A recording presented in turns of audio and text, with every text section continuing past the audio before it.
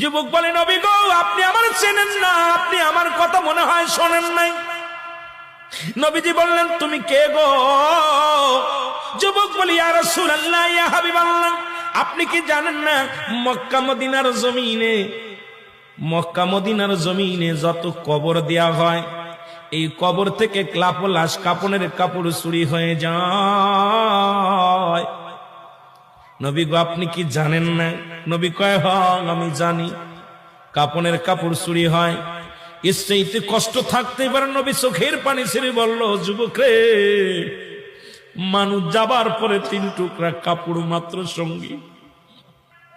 যুবক বলি, ইয়া রাসূলুল্লাহ, ইয়া হাবিবাল্লাহ, নবী গো, মক্কা মদিনার জমিনে যত কাপনের কাপড় চুরি হয়েছে, ওই কাপনের কাপড় চুরি করেছি আমি, নবী গো, আমি সেই যুবক, কাপনের কাপড় চুরি করা যুবক।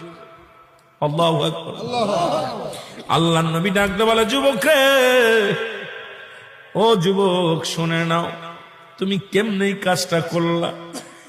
তুমি মানুষের কাপনের কাপড় চুরি করলা।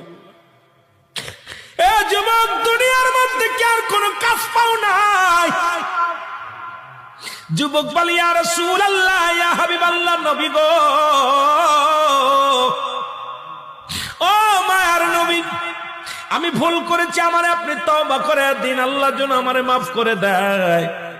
যুবক বলেন, আল্লাহর নবী বলে, যুবক রে, তুমি তওবা করো, তওবা করলে আল্লাহ মাফ করে দিবে। যুবক বলে, নবী গো,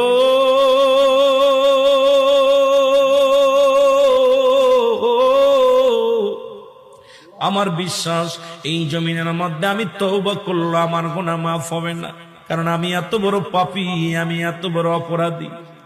আল্লাহর নবী কয়, যুবক রে, তুমি তওবা করো, তওবা করলে আল্লাহ তোমারে মাফ করে দিবে। যুবক বলে, নবী গো, মায়ের নবী, আমার মতো পাপীরে আমার আল্লাহ ক্ষমা করবে না।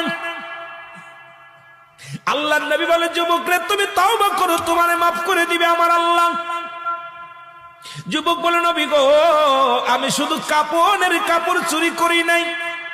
নবী গো, মক্কা মদিনা অনেক দিন যাবত মানুষ মরে না, অনেক দিন যাবত মানুষ ইন্তেকাল করে না, আমিও কাপনের কাপড় চুরি করতে পারি না, আমার ব্যবসাটাও ভালো হয় না। হঠাৎ শুনতে পারলাম পার্শ্ববর্তী এলাকার মধ্যে একটা মহিলা মারা গেছে, সুন্দরী এক যুবতী মারা গেছে। আমি দৌড়ায় গেলাম, নিজে তার জানাজায় শরীক হলাম, দাফনে শরীক হলাম। সারাদিন অপেক্ষা আছি কখন রাত নেমে আসবে, কাপনের